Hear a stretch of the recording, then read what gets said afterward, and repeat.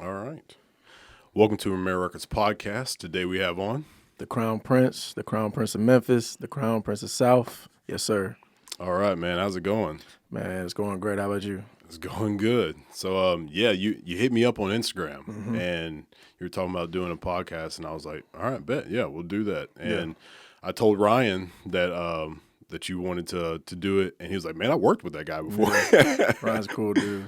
Yeah, it's awesome, like just getting that connection with people. I think that's the best way that artists and creatives can blow up is like not necessarily in this time frame. You don't have to like take over your city to blow up, but it helps to get like names and faces with people. So it's good to have on somebody who, had another connection. I feel like Memphis needs a little bit more of that, honestly, as You far think as so? connecting. Like on the rap side, you know what I mean, people connecting with each other, but it's growing and getting better. But definitely, it's always good to make connections with people. I mean, even if they're not in the exact same lane that you going, they might be in another lane, but can help you out, if you're trying to go somewhere and you get somewhere and you're like, damn, I need help with this, but then you just met that person, you can hit them up and they can help you with that. Because I think I met Ryan through a friend of mine who was like, hey, he got a studio, because I was trying to find a studio to record other people with, because I didn't really like a lot of people coming over to my spot to record, which is cool. So I was like, damn, I need another studio that's kind of like low key that I can bring other people to, other artists and stuff. So I hit Ryan up, and then we started working together. So yeah, That's dope. shout out to Ryan, man. So I checked out your music. You had the John Wall, James Harden. John Wall, James Harden, going crazy, man. So take me through the whole process of like they're not on the same team. Yeah. So how did that come about?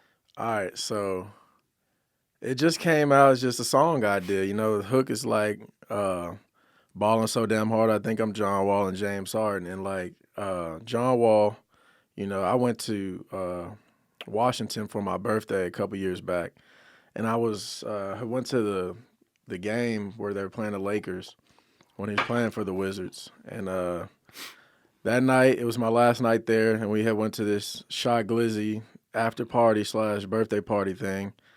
And, it was pretty low-key at first, and folks was like, bro, John Wall about to pull up. John Wall about to pull up. I'm like, dang, for real? Man, out of nowhere, John Wall pulls up, and like a bunch of other NBA players and stuff. And, the club just goes crazy. And then I ended up leaving the next day. I was got home. I always get inspiration from like when I travel and stuff and go out of town. I always get different inspirations from stuff for songs and stuff. So that's kind of how I make most of my music. Is like when I travel, I come back and then I'll just make a bunch of music. And I was working on a beat, and it was a real simple beat. Like if you listen to the beat, it's literally like a guitar and some drums. That's it. It's not even like that complicated. And I guess just in my head, I was just like, James Harden's one of my favorite players. And I had just seen John Wall in the club. So at that time, I was like, man, I'm balling like I'm John Wall and James Harden. So I put it together, let some people hear it. They were like, yo, that's cool. Put the song out, around the time of my birthday's in December, and then the All-Star Weekend is like February. So I went to the All-Star Weekend. It was in Charlotte that year. I went with my dad, and I put it out like literally like that Thursday or that Friday right before it. And song started moving. It was doing some traction and stuff like that. I'm like, damn, we got to do a music video for it. So we shoot a music video for it. Video shoot goes real well. And then we sat on the music video for a while because I wanted to add some more scenes to it. Yeah. Then we ended up putting it out, and song keeps doing well. Next thing you know, I'm in the gym working out, and my phone starts blowing up, and people are like, yo, John Wall and James Harden play on the same team now. And I was like, what? I'm like, dang. They're like, bro, the song about to blow up. So the song started taking off even more. And this was like in December, like right when the season started.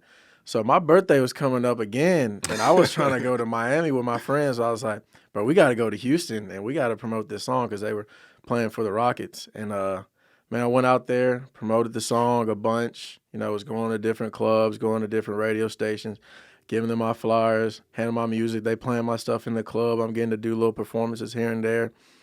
And then, I came back home and kept pushing it. Then Next thing you know, I look up, the video's almost at 100,000 views. That's wild. And it's over 100,000 views now. And then they traded James Harden because them two weren't getting along. So yeah, the run was good while it lasted, but the song was good before they were on the team together. It was good while they were on the team together. And it's going to continue to be good when they're not on the team together again. So yeah, absolutely. I mean, it's just like having a jersey of a player. Like, even though they might not still be on the team, it's still a nice jersey, and it's the memory of what happened. Yeah. But that's really dope. Yeah, it's crazy how that happened, man. It's just like people are like, bro, the marketing and stuff, the time was crazy. I'm like, I guess I predicted the future with this, you know? Yeah. So, yeah, it's pretty crazy. Perfect. Yeah. So when you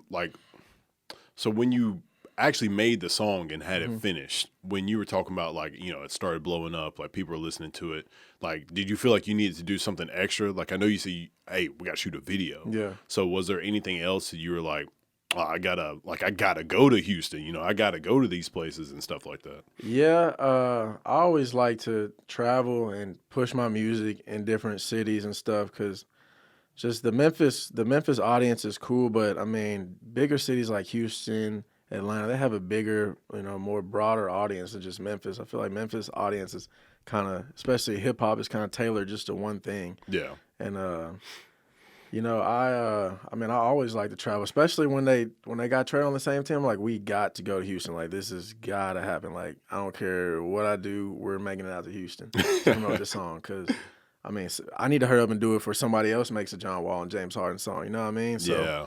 I've been made this song. You know, I need to be the first person that they see when they look it up on YouTube, or if they're typing in John Wall and James Harden on Google or whatever. I need to be one of them top searches that pull up. You know, it don't, even if it's like an ESPN interview or something, I need to be in that top 5 to 10 searches that pull up on YouTube. So people are like, dang, what is this, a song already?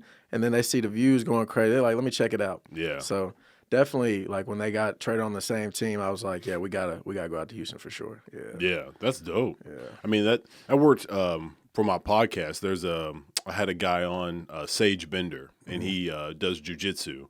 And he's famous on, like, TikTok. He has, like, millions of followers on TikTok. Well, I had him on the podcast 2019, and I think it had just, like, a couple hundred views back then. But recently I saw it, and it had, like, some thousands of views. Yeah. And I hit him up. I was like, have you been, like, promoting it? And he said, no, I'm just really famous on TikTok. I was like, oh. But people are literally just searching him on YouTube, and they're picking up my podcast. Yeah. So that, I'm sure that's what people were doing with you, like, oh, snap, James Harden, John Wall, same team. Yeah. And then they pick up your song. Yeah. So that really worked out in your favor, for real. It was crazy how it worked out, man. It was a blessing, really, shit.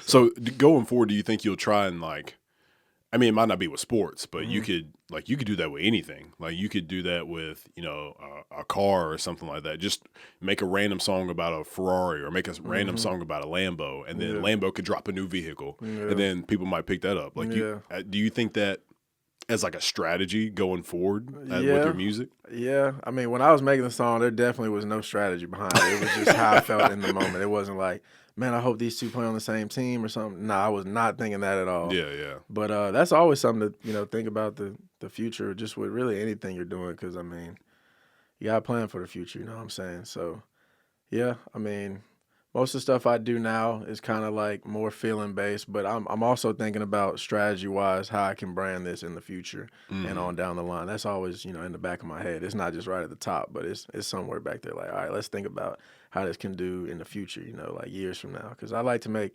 music that I want to be timeless. Because I don't want music just to be here one day and then, you know, forgotten the next year and stuff like that. So yeah, always thinking about, you know, how can I plan stuff for the future, for sure, yeah. Do you know what SB Surfs Up is? SB Surfs Up? Yeah. That sounds super familiar. He's a Memphis artist, and I had him on the podcast a while back. But you kind of remind me of him because, like, he goes out to, like, L.A. a lot, and he'll be in Atlanta a lot. Yeah. And he's just got that mindset of, I'm bigger than just being in Memphis. Yeah. Like, I really appreciate that. Like, some people might be like, oh, he's, you know, he thinks he's bigger than Memphis. Yeah. But at the same time, you shouldn't just keep yourself closed in to like the city you're from. For like, sure, yeah. Get bigger. Go out and do stuff. And I mean, with me, I feel like I get more love. You know, I hate to say this, I get more love when I go to other cities and work than I do here, just because of the mentality here and just the audience that's here with rap music. So, I mean, that's another reason I travel, because, I mean, I get more listens in, like, let's say Nashville or Atlanta or Dallas or Houston or something like that than I do here. So it's just like I got to keep moving and progressing. And I mean, I look at other artists like even to throw something way back like Master P, like New Orleans didn't accept him when he first came out. Like, is that where he was from? New Orleans? Yeah. Yeah. Oh, I didn't know So, that.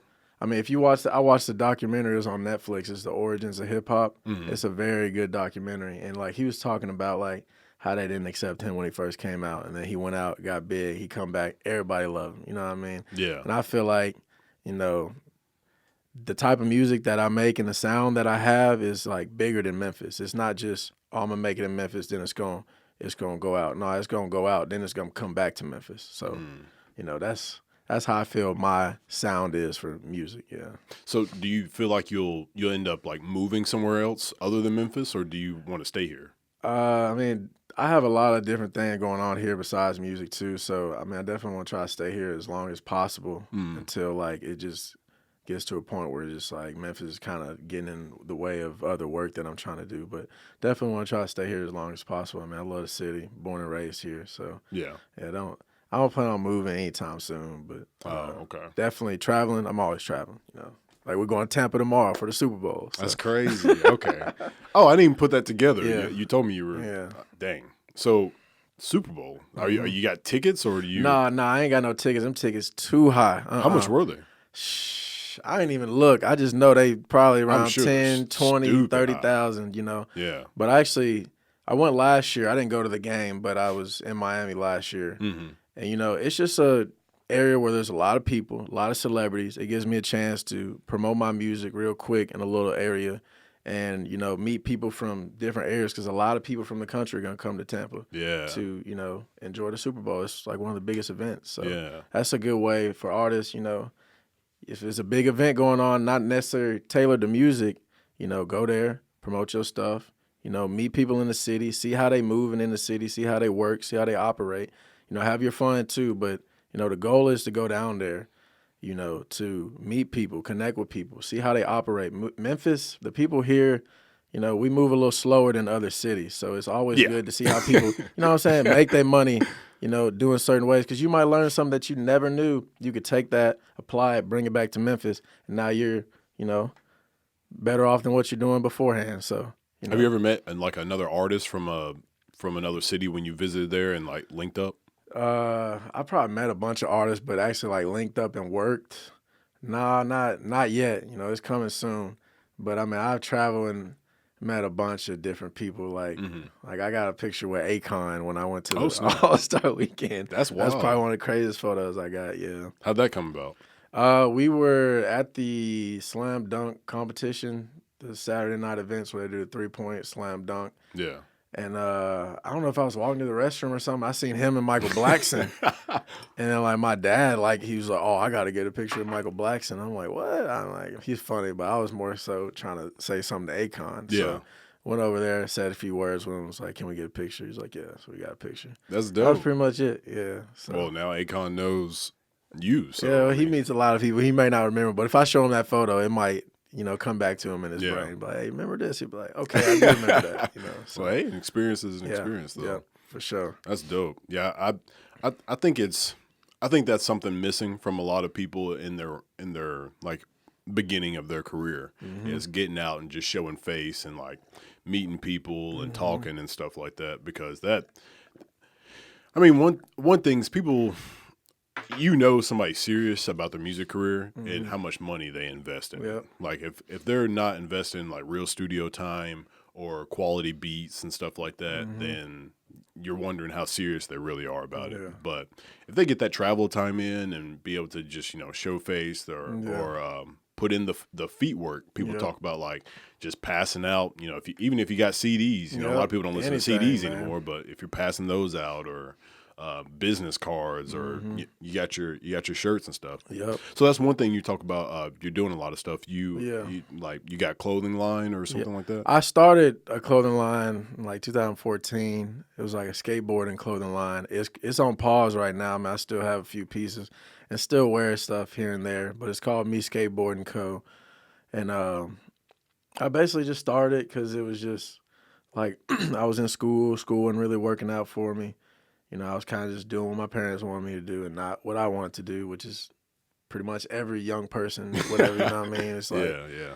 And then I just decided, like, I'm really into clothes and I'm tired of, going to the mall or going to like PacSun or whatever at the time and buying all these other people's clothes. I can make my own clothes and sell it and have other people wear it. I'm tired of wearing these folks' jeans. I wasn't even making jeans, but like different hoodies and tops. Like one thing is like when I was younger, I didn't like going out to like a party or something and I had something on and somebody else had it on too. You know what I mean? Like the same people. I'm like, bro, this man got the same jacket I got on. I'm like, bro, no. You know what I mean? And I hated that. I'm like, yo, I gotta like wear stuff that people cannot get their hands on easily like that. So I started my own clothing line and it turned into something kind of crazy. I was like going to the skate parks. I would sponsor kids. Like we would do photo shoots. I would give them free clothes. We would do little videos here and there. And I'm not the best skater. I'm all right. I can do a little stuff here and there, but nothing crazy. But that's where the clothes stuff pretty much started with me. Probably like one of the first very like creative things I've done was the clothing line for sure. Yeah. That's dope. Yeah. So you say you're on like a hiatus for it. I just really focused on like the music right now because I mean I do a lot. I produce, I record myself, and sometimes I go to other studios like with Ryan, and even if I'm out of town. But most of the stuff that you see me do is basically me doing it. I don't have a huge team of people that's like, hey, we should do this or do that, or hey, let's try this and try that. It's just like I've been through it with just working with people sometimes, especially videographers, man. I've been through it with these video dudes. I'm very vocal about it. But, I got a whole new video team that I'm working with now, and it's just a lot of stuff that I do. It's just the clothes kind of took a lot of time and stuff like that. So I just kind of wanted to focus more on the rap because the clothes stuff could take off, but people might not know who I am from making the clothes. So if the rap stuff takes off and I'm wearing the clothes going to take off too. I ain't got to worry about putting in the time to get the clothing brand up. So that's really why I kind of put it on pause for right now. But if somebody wants something, I can still make them something. If you just hit me up, I got you. I got plenty of stuff. So we can work it out. If you as an artist like get big and you're just wearing your clothes, people are going to see it. Walking billboard, you know what I'm saying? Yeah. Yeah. So that's pretty dope. I mean, that you're doing all that stuff. I mean, it's I got a friend named Leek. He's in Oak Ridge, Tennessee, and me and him do the same. We make our own beats and record ourselves and everything. So we were talking about how hard it is to find other people who do that. Because, like, say if you want to do a song with somebody and they can't record themselves, they got to go to a studio. And if they aren't willing to put up the money for the studio, then it's kind of hard to do a track with them. I done been through that, paying people to do a song, and then they BSing, you hitting them up. And I'm like, bro, I done gave you enough money to where even if you didn't have your own studio, you had enough money to go to the studio and pay for time, to drop a 16-bar verse. You know what I mean? It's just like, bro, it's tough working with people, but it's just, it's just something you got to get through and it's going to happen. You just got to keep pushing. But I mean, I'm fortunate enough to where I don't have to rely on engineers. I don't have to rely on producers. I don't have to rely on people to write music for me. I do everything. So if somebody not, acting right, cool, I'm going to do it myself, So I've always had that kind of mentality too. So yeah. So what did you start out with? Was it making beats? Definitely start off making beats. Okay. Well, really, if we want to go way, way back, started DJing when I was really young. Yeah. Like 8 years old, because my dad used to DJ a lot of our sporting events and stuff like that, and he had a bunch of DJ equipment, and just started playing with it and started having little parties here and there. Like I would have like a big end of the year parties where my dad would like rent out like a ballroom at one of the community centers, and we basically make big flyers, post them up around the school. We're like in like 3rd, 4th, 5th grade. You know That's what I mean? wild. And I would DJ them and get paid for it too. So That's dope. it was pretty cool. But I started playing drums in middle school, and then moved on to high school. Played drums, played snare drum, and then even went to college. Had a drum scholarship. Played snare drum in college. Nice. And I probably started making beats like sophomore year in high school, whatever. Something around that time. So it was the beats is where it started for me. You know, drums. Okay. I'm a drummer. Then I kind of taught myself how to play keys a little bit and guitar. I'm not the best key player or guitar player, but I can play melodies and play by ear and stuff like that pretty well. So, okay. Yeah. So do you feel like you're a better artist now, like a rapper, or do you feel like you're better at the beats? I definitely say I've gotten better as a rapper, but definitely I'm always progressing as a producer, just learning new stuff. And the programs now, they make it so easy for you. You ain't even got to be like a musician. Like Fruity Loops, you just click squares. Yeah, you know yeah. I mean? you don't even have to know like what key that is. You just clicking the squares and all that, you know. So the programs made it a lot easier for people nowadays that aren't necessarily musically inclined. So. Yeah. But that's cool though. But I still enjoy like live music and stuff. Like I've done shows and have live bands, and I always appreciate when artists do music and there's a live band because it's like, you know, that's real talent right there. Yeah. You know? So I like that. Yeah, I think that's pretty crazy, like how FS Studios just like changed the game for people. Because like I would say back in the day, unless you really knew like the equipment and knew music, you couldn't just like, hey, I want to make beats. You know what I mean? But now you can do that. Yeah. And people are like, I'll see people on Twitter and whatnot. They'll be like, man, I want to stop making beats. This music thing isn't for me. I'm just like, oh, that's crazy. You're doing this for money. You're not doing this because you like it. Yeah. So that's pretty wild that now the technology gives you the opportunity to just like, if you just feel like making beats for money, you can just do it. Yeah. And you don't have to really love it. Yeah. But I mean, it definitely seemed like that's what you were originally doing. I mean, I just started off really like when I was in high school. Me and my best friend Casey Triplett, we would make beats because we were both in the drum line together. You know, he was a captain, I was a co-captain, and we would just after school come to my house. Like we'd make a beat every day, and then like we would put like a little video behind it of just like our pictures. Yeah. And like when the intro was, the verse was like you'd pop up on the screen like intro, verse, you know. And then we put it out on Facebook, and we would do that like every day or every week. And then I remember one day like they played one of our beats on the morning announcements or something. I think I was late to school that day and I totally missed it. They were like, yo, they played one of your beats on the morning announcement. I was like, what? I was like, dang, I missed that. Dang. But, we used to do like a cypher thing too, like in my mom's garage.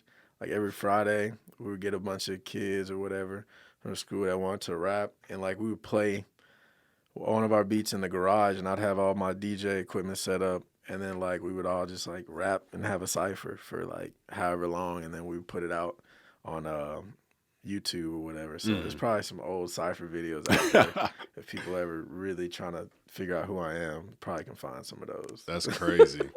So you were talking about you have a video team earlier. You had some bad experiences with like videos and stuff like that. What's the most annoying part about that, or the most like frustrating part about like working with other people with that? Man, when the video dude don't answer the phone and reply to you, and it's been, you know, however long he told you it's supposed to be. I mean, This is after the video's been shot? yeah, after the video been shot. You can already see right now I'm frustrated talking about it. 'Cause like, man, it's just, I mean, you know, everybody's busy. Everybody's got busy schedules, especially video dudes, because like now a lot of artists, they can't do no shows. Everybody's just putting out music and putting out videos. So the video dudes right now, they booming right now. Yeah. So, I mean, and this was around the time things were kind of shut down. But, I mean, we shot a video or whatever, you know, pretty much was like a one-day shoot or whatever. It was like how long it's going to take. You know, I've worked with this guy for 2 weeks, 3 weeks, 4 weeks. I'm cool. That's cool with me.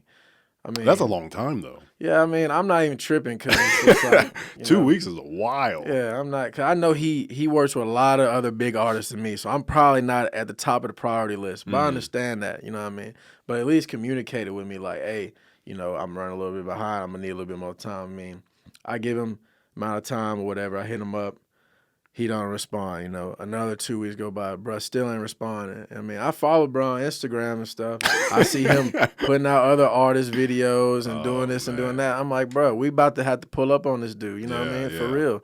It really got to that point. And, you know, I'm hitting him up. He still don't hit me up. Bro finally hits me up, sends me the video. And I watch the video. I'm like, I can tell this man ain't putting no effort behind it. Oh, it wasn't good? Man, it was just like my little brother, my 6-year-old little brother could have edited a video better than that. You know what I'm saying? And it was just, oh my God. It was just ugly, man. He finally sent it back to me again, made a couple changes, but I still didn't really like it. But we ended up putting it out because I was just so tired of waiting. And I was just like, we just gonna move forward from this. We're gonna put this out and just it does what it does, and we just gonna move forward from it. So how long ago was this?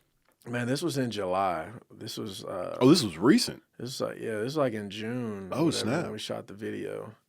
And like I had to look at the dates or whatever whenever the video came out, but we shot that video, I think it was like June, like the beginning of June, like the first or second week in June. And I don't think we put it out to like maybe like 3 months later or something like that. I don't know. It took a long time, but I was very frustrated. And I mean, when I finally spoke to him, I was like, I'm not working with you again, bro. You know what I mean? Like, it was very unprofessional. He apologized and everything, but I just took that as a sign from, hey, bro, you need to get your own camera equipment, or well, at the time, I took it as a sign as, bro, you need to get your own camera equipment, you know, you know. But, man, I already do so much. When I really sat down and thought about it, I was like, man, I already produce my own stuff, you know, record my own stuff. It's like, if I got a camera, I can't shoot my own music videos. I'm going to have to teach somebody how to do this. Yeah. And it's just, I was like, man, I just need to find better guys that, you know, are willing to work with me more. That, you know how to do this video stuff. So I found some more guys, and we're about to shoot a music video when I come back from Tampa to one of my songs off my album called I Remember. So I'm very excited about that. Yeah. So who did the John Wall, James Harden one? Yo Ali did that. Okay. Yeah, I'm not talking about him. I'm not talking about him. No, like, me and him still very, very cool. How'd you link up with him? How did I meet him? I think I just hit him up. And was that shot here, like in Memphis it was area? shot here at downtown at a homie's crib. Okay. We basically just threw a party. Like, literally, I just threw a party, and I was like, hey, everybody coming. We're shooting a video, so, like, if you don't want to be on camera, like, when we shooting parties, don't show up. Just like, no, still show up. But, like, if you ain't really trying to be on camera, just kind of be in the background. Don't be, like, you know, around me too much, because we going to be filming, you know, the whole time. And I don't know if you've seen the video, but the reaction I get from people is just, like, the energy and people's vibe when they're in the video is just natural. It doesn't seem like people are, like, acting and stuff, and it just seems real genuine and organic. And it was. So that's one of my favorite videos to watch, too, because it's, like, I'm jumping around, and that's how I am when I perform and stuff, and it just shows, like, a good representation of me as an artist. Yeah. So that's something I've been preaching to people is it's really easy to get to, like, capture good content or, like, to do something that you're trying to accomplish if you have, like, a set goal in mind. So, like, if I just wanted to talk to you, like, it'd be kind of weird if I was like, hey, man, can we just hang out and talk? It's kind of weird, but I've got the podcast. And so we're having a conversation. We're learning about each other's, like, work and stuff like that. So for that video, you were like, let's throw a party. And so it entices people. Like, if you just hit up a bunch of people and like, hey, I'm shooting a video. Can you come out? They might not be as enticed to do it as if you're like, hey, I'm having a party and we just so happen to be shooting a video at this party. People be like, oh, snap, that's dope. So they might want to show up. It was a lot of people who were like, oh, I don't want to be in the video. I don't want to come to the party. I'm like, you can still come, just like when we're recording, just be in the back. You ain't got to be right next to me around everybody, because it was a lot more people there that were in the video. They just were like, nah, I don't want to be in the video, you know, which is cool. You know, I respect that. I ain't forcing nobody to do nothing. You know what I mean? But I mean, basically, I just advertise it as, hey, we having a party. Because, I mean, the song, everywhere I go is like a fucking party. Every city I pull up is gnarly. Yeah, so I mean, I just felt, we should have a party. I got the James Harden jersey on. My little brother had the John Wall jersey on. And we just having fun, So. Yeah. So whenever you put this, did you put the team together for your video, like your videographers, or did you just like find some people that were like, hey, we shoot videos? No, I met them through some friends. I have a bunch of friends that work for the Memphis Grizzlies, like do different stuff, like run the social media, do other stuff in the arena. And it's crazy because I don't know if you heard of Clubhouse. You heard that app called Clubhouse? Yeah. So I was we were on Clubhouse a lot, like in like November or whatever. And I guess a lot of people from the team that he works with were on there too. So we're all just chatting it up in there or whatever, if you know how Clubhouse works. It's basically just like a big group chat of people talking. And he's introduced me to some of his coworkers, and one of the guys does like videos for the team, like if they're doing like all the New Jersey stuff that they put out this year, like all the promo, he shot all that and all that. Wow. And I was like, dang. And then he does stuff like little video stuff at the games and stuff like for highlight reels and stuff like that too. So I was like, we connected with them. I connected with them, and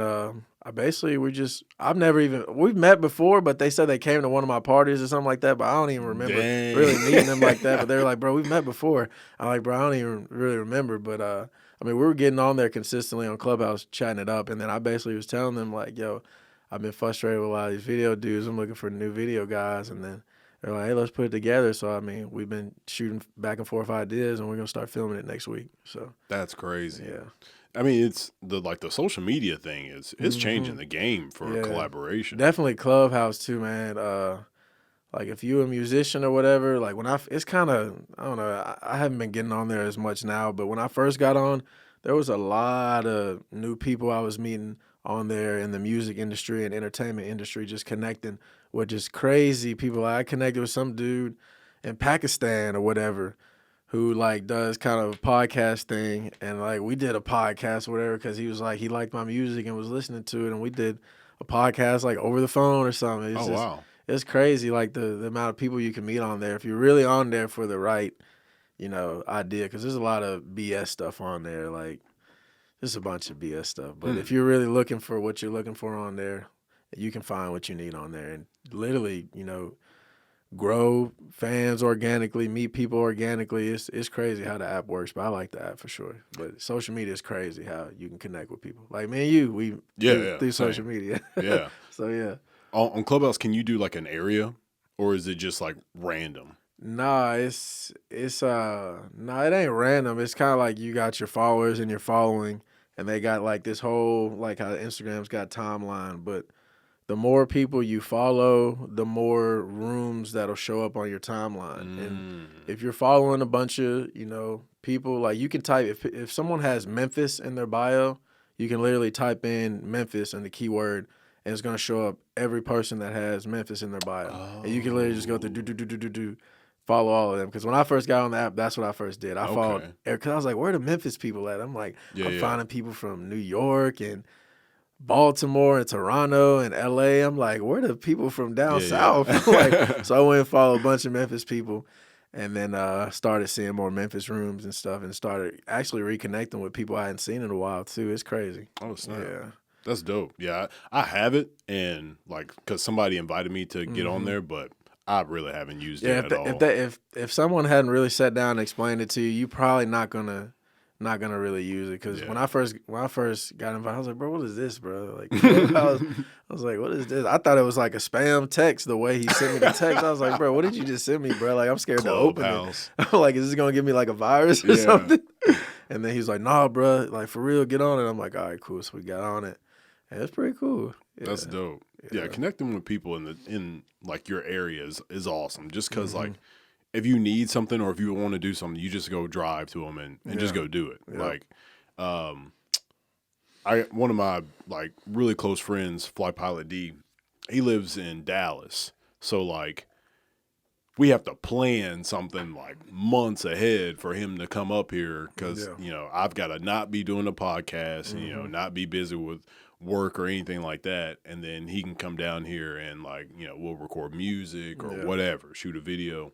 So it's like having, like, if he lived here, we'd be doing stuff all the time. Yeah. But it's more difficult because, you know, because he's not. So it's really awesome, like being able to connect with people like that. So for Instagram, do you use like the hashtags a lot?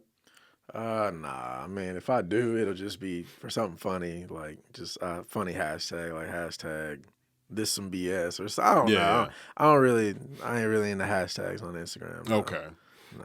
Yeah, me and Reggie A. Have you ever heard of him? Mm-mm. So Reggie, super underrated in the city, by the way. I think I randomly found him on Instagram and did a podcast with him. Okay. But great artist. But we were talking about he never did hashtags, like never did it. And then he started doing them and realized how much traffic he started getting. And I did the same.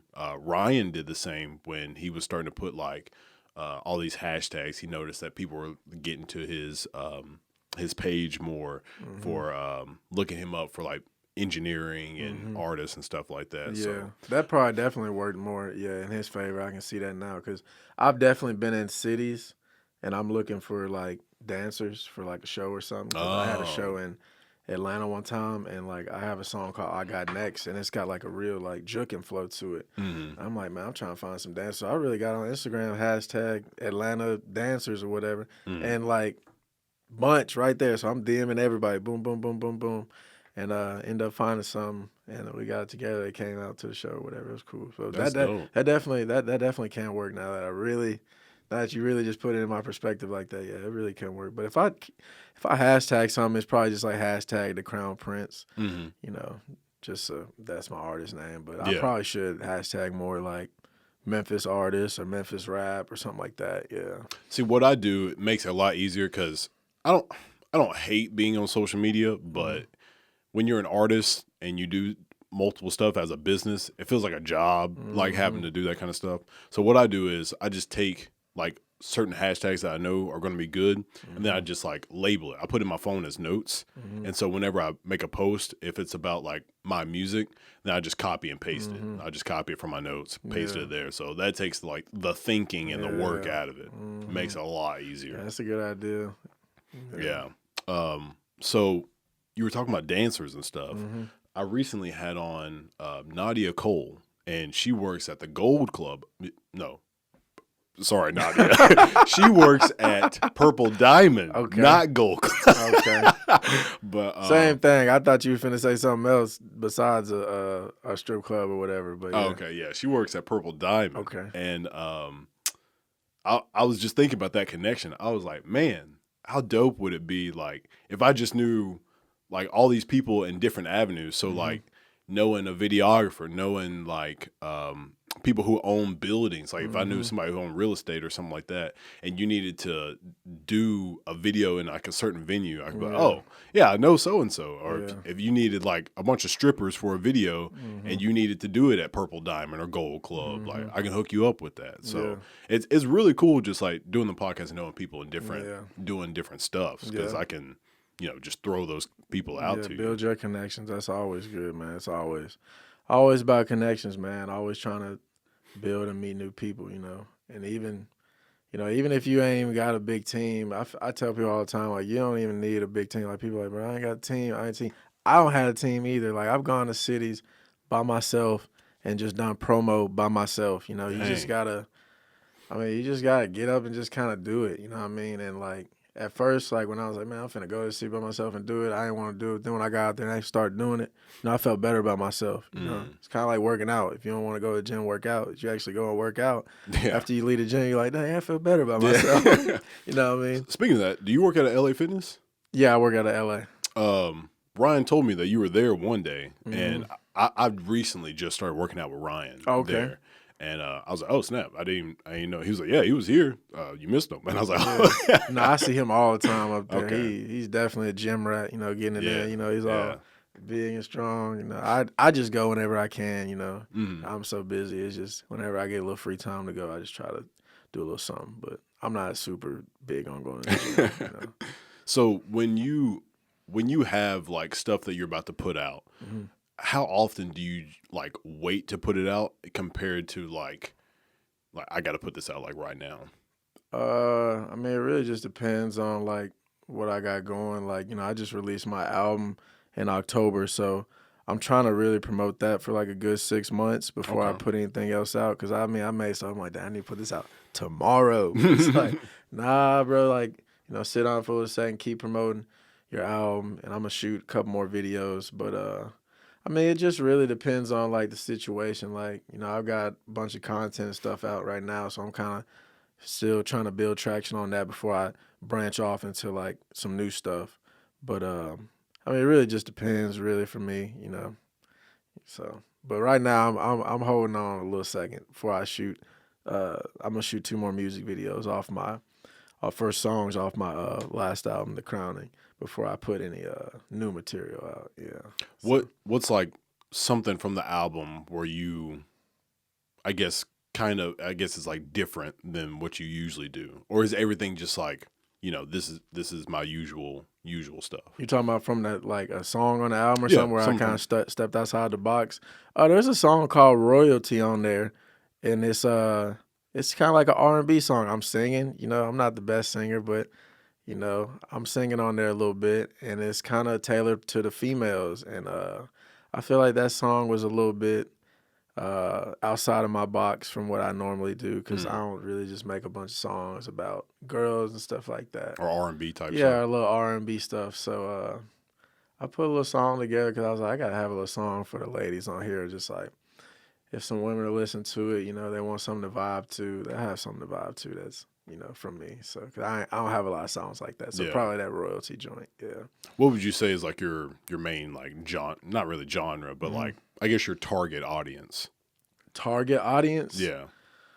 Or like, you know, like your target vibe, I guess, like party music, or like, I don't know. I mean, I've been told like I have a really big sound, like kind of like a cinematic, like movie type sounds. You know what I mean? Yeah.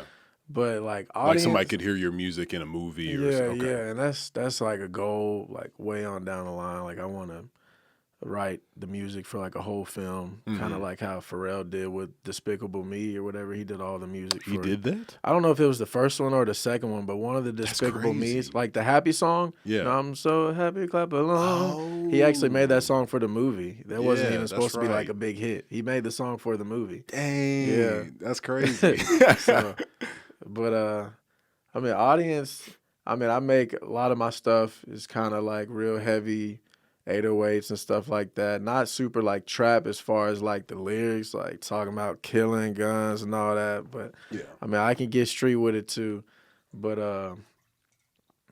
I mean, basically, audience, I mean, I don't really know how to describe this really, besides just saying the type of music, the kind of vibe that my music gives off really, which is what I said, the kind of big cinematic kind of sound. Yeah.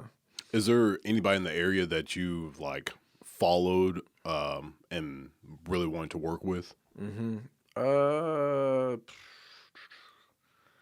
Not really. I mean, I don't really listen to a lot of like new artists in Memphis unless like somebody shows it to me really, or I just randomly come across it, because I don't really listen to the radio.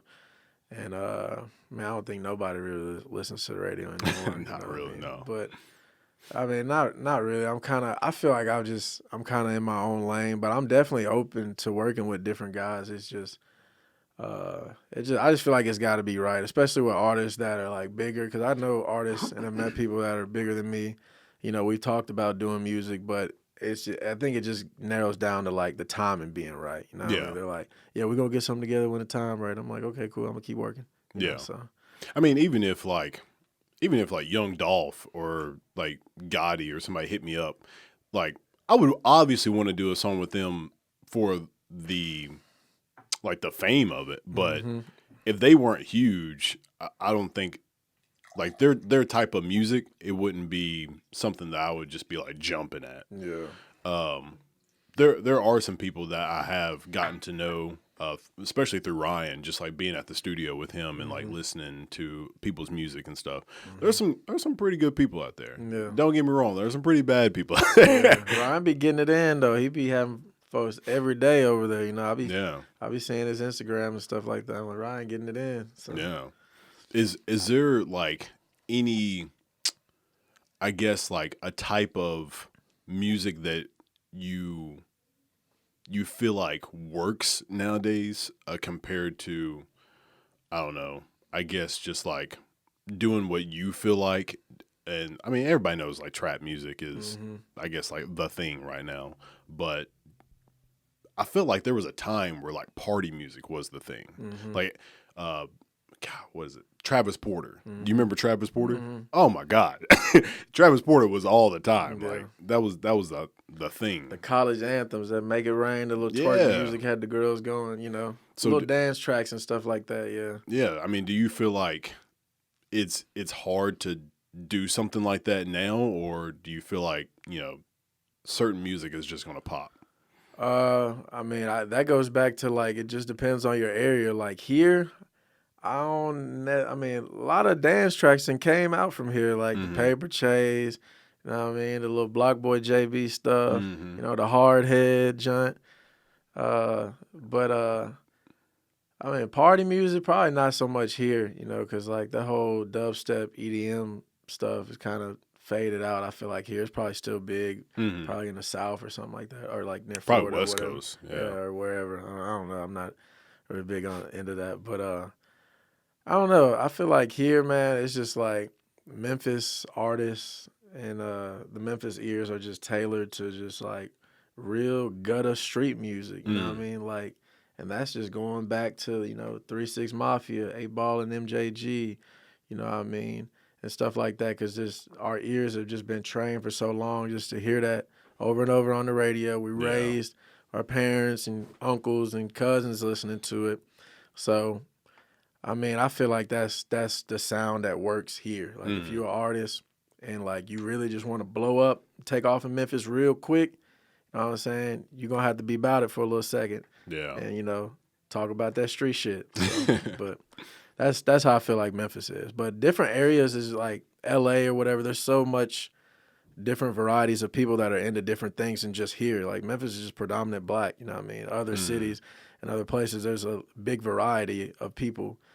So you can really take off making, cinematic, like just random whatever, you know what I mean? Like, so, but Memphis, you kind of gotta keep it in that one little area if you really just want to take off here. Yeah. Yeah. So you were talking about your dad a good bit earlier. Is he like, would you consider him part of your team? Like, yeah. You out? Dad is, I guess you can call him manager when he wants to be. You know what I mean? I love my dad, but yeah, we travel a lot together. And, he gives me, a lot of guidance on just different stuff to do. Like, even song ideas, he'll send me voice memos of song ideas all the time. I'm like, dude, you need to be in the studio. You know what I mean? He's like, hey, rap this or do this a certain way. So, yeah, me and my dad are real close, yeah. Did he do music? He would DJ sporting events and stuff when I was younger. He had an entertainment company when I was younger and had would book out like artists for different clubs and stuff like that. Like he's done events with Gotti. He's told me about events he's done with Jadakiss and just a bunch of different like Mystical and stuff like that, like some really like 90s, 2000s stuff. So, but he wasn't like an artist or producer or musician. He was kind of more on like the entertainment side. Okay. So like what are your influences? My influences are big. You talk about like musically, like an artist or whatever. Huge Kanye. Kanye kind of on some crazy stuff right now, but I still love Kanye. You know what I mean? Like if I seen him, I probably want to give him a hug. He's a musical genius. Yeah, Kanye. Definitely Pharrell. Like even with how I dress and like how I carry myself to Pharrell, and then. Big Travis Scott fan. Like really? I love Travis. None of those connect. Well, I guess Kanye and Travis connect, but so why Travis? Man, it's just when he first came out, like I've been on him for a while before he was just really, really big. And his sound was just crazy, you know, and like the beats were real. Like I always would make beats and try to make them sound like Kanye stuff, but his stuff was sounding really, really like Kanye stuff. I'm like, man, this dude's stuff is crazy. And I mean, I just seen him grow and like the way he performs, like he's jumping around, he's raging, you know, got his shirt off, going crazy, screaming. Yeah. And it's just like, I don't know, I'm kind of like into that when I'm performing too. And I just think the way he can use his voice as like an instrument, like his melodies are crazy. Like, you know what I mean? Like if you're an artist and you can kind of work your melodies like that, like you're gonna be straight. You know what I mean? So Travis is one. We want to go old school. Let's say Tupac. Like my dad played a lot of Tupac growing up. But really the main ones are definitely Kanye and Pharrell for sure. Okay. Like Pharrell, even with his clothing line, he had the ice cream clothing line, and he had the ice cream skate team, and then the Billionaire Boys Club. Like, I was kind of like, man, I got to do something like Pharrell. That's kind of where I was inspired from. Yeah. I didn't really think about it, but that dude, not only has he been around for a long time, but he's just been constantly just working. Him and another person that I don't think gets enough credit for like how much they've done is Swiss Beats. Like Swizz, he's been around for forever and has worked with a lot of people. Yeah. I think they're all from Virginia. Oh, really? I think they. I don't know if Swiss is for some reason. Okay. But I know Pharrell is from Virginia. But yeah. Yeah, there's just something about the people who do multiple different things. Like when those people get out and, I guess just have their music in different people's hands or in just like reaching out other people, it makes them grow so much, like and fast too.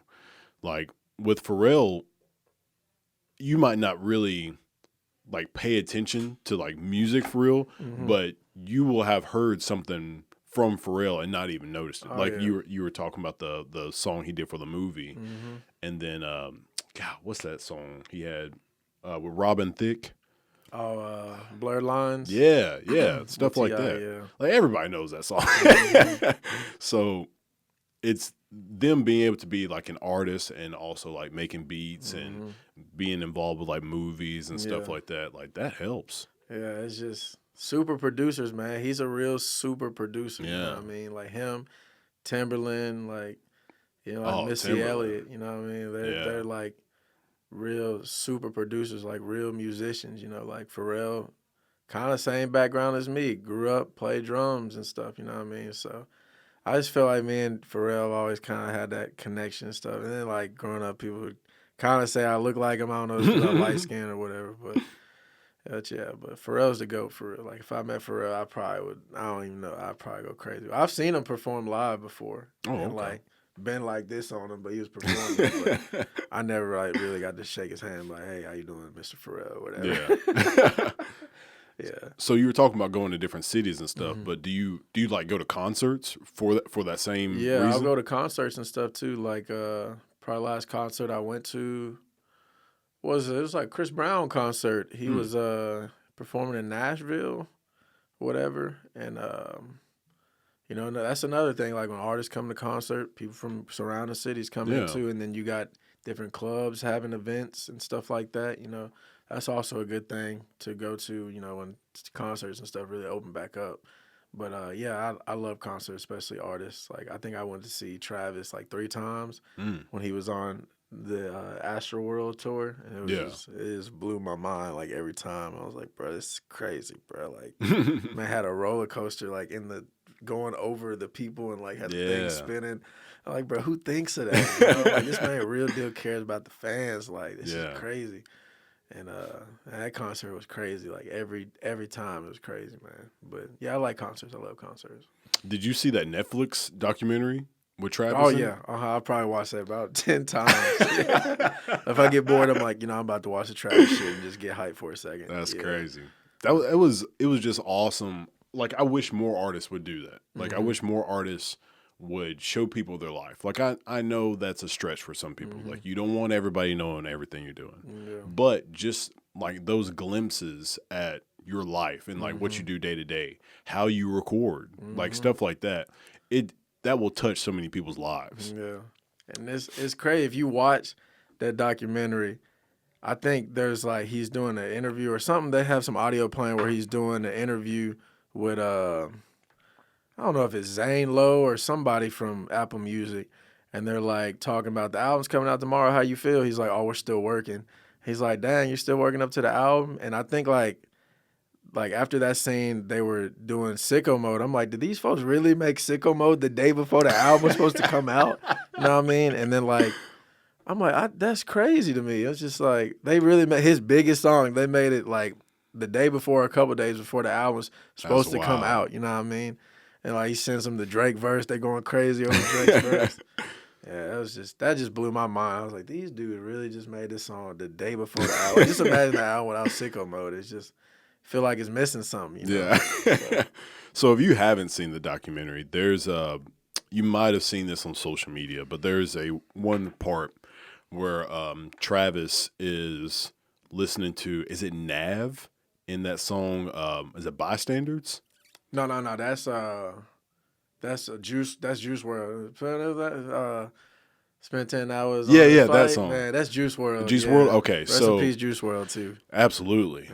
But yeah, they're listening to just the beginning, and the engineer's just like chopping everything up, trying to get everything to sound right, and then finally he hits play, and they're like in a really nice living room. And he hits play, and like Travis is going crazy, he's going crazy, jumping on the ceiling. Then they had some guys outside on the pool, jumped out the pool, like Shaq West and all them going crazy. I'm like, God, it's crazy, man.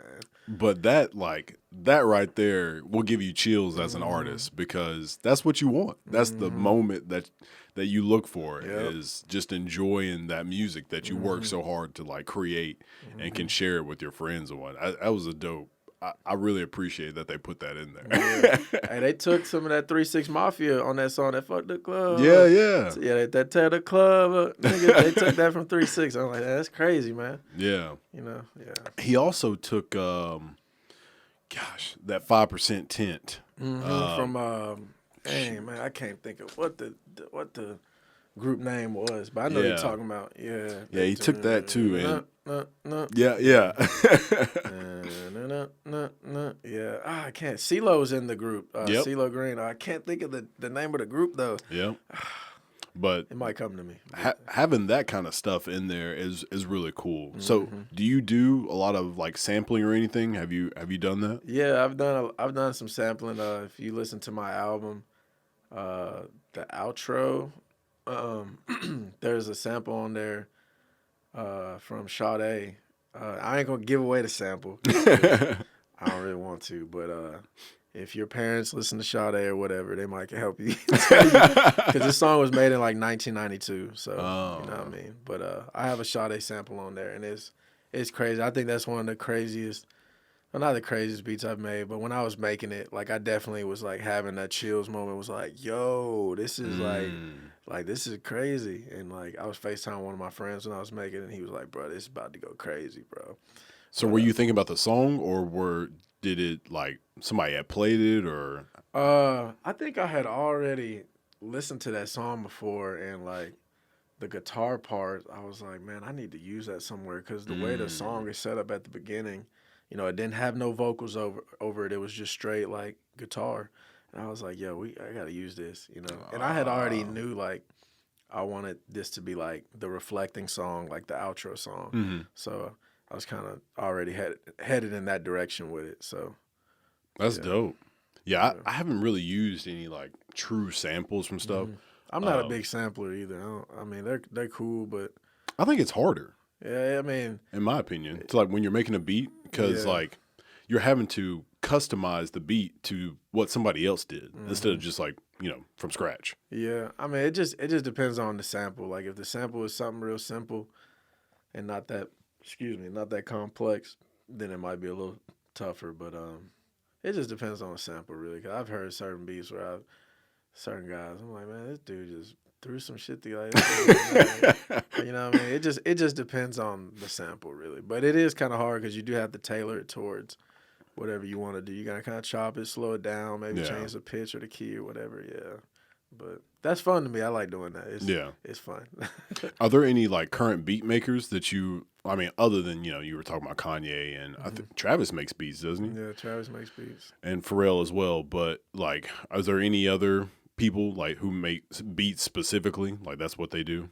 Hit Boy.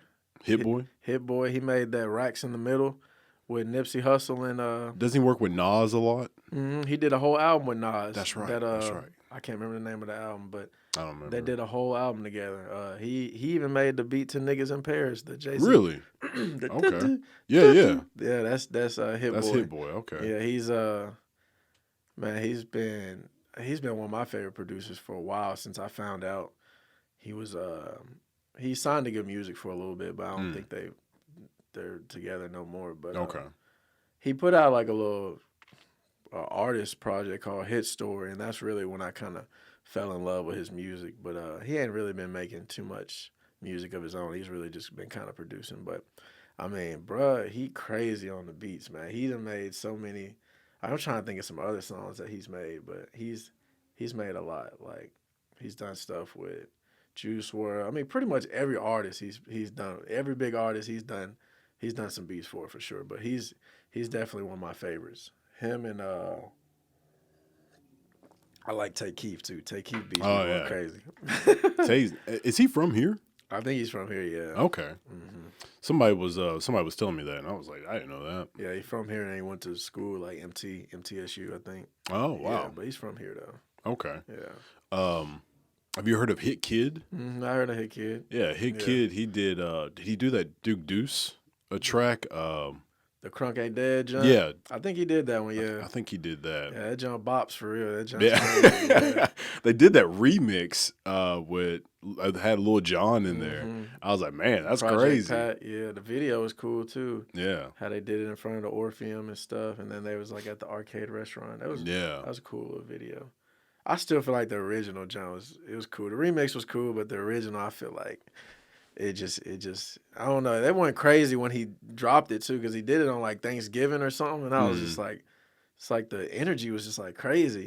And if you watching his interviews, he was just like, man, it was just a song we just putting together. Like it didn't even have no hook. Like if you listen to it, it's got the Crunk Ain't Dead or whatever. Man. But he was like, it didn't even have a hook. I was just saying that, and it's just like certain shit hits like that. Like you'll make a song and you'll be like, man, this joint actually hitting. Like you never know like what song is gonna be your song. Like John Wall and James Harden, I never knew that one was gonna blow up like how it did. So you just never know, man. Sometimes you just gotta put stuff out and just keep working, you know. Yeah. So the visual definitely helped them too with it, but it was crazy. Yeah, I mean, people were playing that video like all the time. People use it as a meme too, like when they're reviving Duke Deuce. That joke is funny. Yeah. I think like just having that charisma, that character, like in your videos and stuff like that really helps, because he had a lot of energy and stuff like that. So that was pretty cool. Yeah, you gotta have energy, man. People want to see that. They want to feel it. You know what I mean? Like certain music, they might not be listening to the lyrics or like whatever, but because you might just be saying whatever, but it's got that feel. It's just got that feeling. You know what I mean? It's just got that feel good. Like certain music I listen to, I'm probably don't even care what the artist's saying. He probably just saying some BS. But the beat and the way he flowing on it just gives me some sort of feeling. It's just, you know what I mean? And that's cool too when people make music like that, yeah. Man, what's his name? Do you listen to Tory Lanez? Yeah. Oh my God. What is that? Oh man, what's that song? Shoot, that's killing me. Let me look this up right quick. All right. But he's got this song that I like. I think I was just listening to like a Tory Lanez. I just hit Tory Lanez on Spotify. Yeah. Broken a Minute. Have you heard Broken? Oh my God. That's like one of the best flows I probably ever heard on a beat. You know what I mean? Like he just perfectly hit that beat. I was like, man, doesn't matter what he's about to say. Yeah. Hey, even something similar to that is that Gunna, that hot song. Everything minute, yeah, loving this hot. Yeah. It's just like, yo, you know, it's that feeling. You know, I don't know what he's saying, but it's just, you know, like, it just gives you that feeling. It's just like, yo, this is it. You know what I mean? Yeah. I'd say another song is and I don't listen to these people at all, but I will catch myself singing this song. It's Polo G and Lil TJ. Mm-hmm. God, I can't think of the name of that song. You talking about that Papa at your party? Yes, that song. The game. Yeah. Like, no clue what the words are to that song, but I'll catch myself. It's just a feeling, man. Yeah. Yeah, like when you can catch the right melody, as like what you were talking about, like I'm telling you, the melodies, bro, they'll get you far. I'm telling you, you don't even really need to be talking about nothing. The melody's gonna carry you. Yeah. Which Tory said that, and somebody was interviewing Tory Lanez, and he was talking about that. He was like, "Yeah, I'll listen to a beat for a while, and then just like I'll just keep recording. I'll just tell the engineer like, yo, just keep recording, and I'm gonna just like keep." Like going through melodies, melody after melody after melody, until I just feel like one of them's right, and then that's when I start just like humming or just like mumbling, and then like later on I'll put words to it. But at first I just want to get the melody right and just mumble on there, and then be like, all right, that's the sound, and then just put words to it. That's a strategy that like I never really thought about. I was like, oh, I don't need words. Yeah, a lot of artists record like that, man. They just get in there, they just get the mumbling stuff, and then take their little mumbles or melodies and turn it into words. And there's a word for that too that people have been using, because I've heard people say it on Clubhouse. Like, do you know how to do this? And it's when you actually take someone's mumbled melodies and turn it into words. I don't know what. Oh wow. Yeah, it's an actual word for that. Yeah, I don't know what. I gotta figure out what it is, but there's a word for that. Speaking of that, have you ever like written for somebody else? Like written songs? Yeah, but I don't think we ever put anything out. But I've had a couple friends of mine that do music, like, hey, write a song to this for me. I'm like, all right. And that just never really turns out. Yeah, I don't know. I feel. I mean, I could probably do it. It's probably just like the environment I was in at the time or whatever. But I don't know. Maybe they just weren't feeling it, which is cool. I mean, keep working. Yeah. So. But I've never written for anybody and they put it out. Not that I can think of. No. I mean, that's a whole avenue in itself. I mean, there's tons of like ghostwriters out there. Oh yeah. And you know, I was talking about this with somebody, but like everybody gives Drake crap about that whole thing a while back, but like it's Drake. Like, who cares if he didn't write it? It's a great song. Thank you, Drake, for giving us a great song. So I don't know. I do appreciate, obviously, if somebody actually wrote their own stuff. Like, that's awesome, knowing they did it and everything. But a song's a song. Like Kanye, a lot of people, Saha the Prince, he writes a lot of Kanye's stuff. Really? Saha the Prince, like a lot of. Saha, I feel like a lot of that, my dark twisted fantasy stuff, I feel like Saha wrote like most of that. You know what I mean? But Saha is an incredible rapper, man. I listen to him like, this man is. And not that many people know about Saha. Yeah, because he be low key, you know what I mean? He don't really put out a lot of music, and I feel like he writes for a lot of people. We just don't know it. Yeah, I bet so. Yeah. I wonder how many like top name artists are also writing for people. Like they don't really talk about it, which, you know, probably people do that for certain reasons. Like they don't want people to know that such and such wrote for them. Yeah. But I would love to know, like, you know, who's writing for who, because that's pretty cool. Yeah. I remember it blew my mind when I found out Neo wrote "Irreplaceable" for Beyonce. I was like, that's crazy. Like a dude wrote this female song, and it's a smash hit. Yeah. I'm like, man, that's wild. Hey, it blew my mind when I found out like Lil Yachty wrote that City Girls Act Up song or whatever. What? Yeah, I'm like, Lil Yachty. Right? He's like, really? Man, give a fuck about that nigga. I'm like, he talking like he a female, but he wrote crazy. That. And then there's another song that Jay-Z wrote for Dr. Dre, I think. Really? I don't know if it's still Dre or whatever song it is, but he wrote Dr. Dre and Snoop's verse. I don't know. I had to find it, but that's crazy. Yeah, that like recently came out like in the past year that Jay-Z wrote that. Yeah. So I mean, you never know. Like some of the stuff you're hearing, you might never know who wrote it. You know what I mean? So, yeah. That's crazy, but that's just how the business works sometimes. Do you have like a claim to fame moment, like a big name person that you were either in the studio with or just hanging out with, and you were just like really happy that happened? I don't know. I met Youngster one time, Black Youngster, Mm-hmm. and I'll show you the video after we're done. I met him and Tory Lanez Oh, one dope. time. It was like outside of Tory's show or something like that. That was a pretty cool moment, you know, because they had the cars out there and stuff like that too. So that was pretty crazy, yeah. But you haven't like worked with anybody? Nah, nobody just super big like that. Nah. Are you promoting your beats to like people? Do you send them out, or you got a Beat Stars or anything like I that? don't have like a place where people can purchase beats when people want to purchase them. It's more along like a personal level. They just hit me up. I'm like, all right, what you need? Gotcha. You want a pack of 10 or whatever you want, and we'll chop it up that way. But I don't have a website where I'm just promoting my beats or whatever like that. No. Oh, okay. Yeah, it's, you know, when you're doing all these different things, you got to kind of, you know, figure out how you want to, you know, work with other people and do your features and stuff like that. So it's pretty rough. I know, I definitely know that. I've hit up people about doing features and stuff, and sometimes they get back with you, sometimes they don't.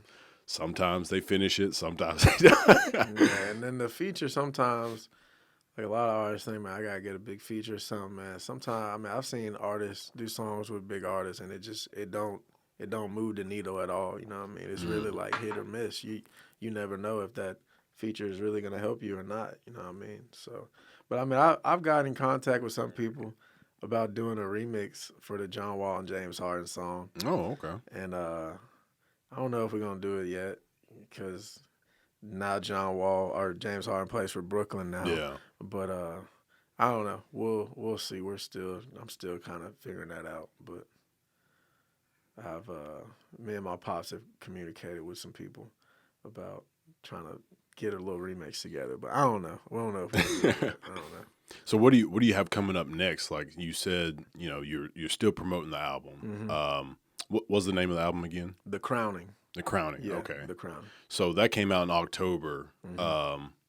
We've still got all this COVID stuff going. Is that like slowing you down for like new projects? It ain't slowing me down as far as putting a new project out. I mean, it's really just slowing me down as far as just doing other shows and just being able to get out more and promote. Because, like, especially here, it ain't nothing going on here. Like, everything closed at 10. It's a wrap, you know what I mean? Yeah. Ain't nothing entertainment-wise going on here in Memphis. So it's like artists in Memphis, they got to get outside the city right now. They can't do nothing right now. So, but no, it ain't really slowing me down as far as making music. It's actually giving me more time to make music, really. So, yeah. Okay. So whenever you have like your new stuff, how are you putting it out there? You just doing it like Instagram? Yeah, whatever.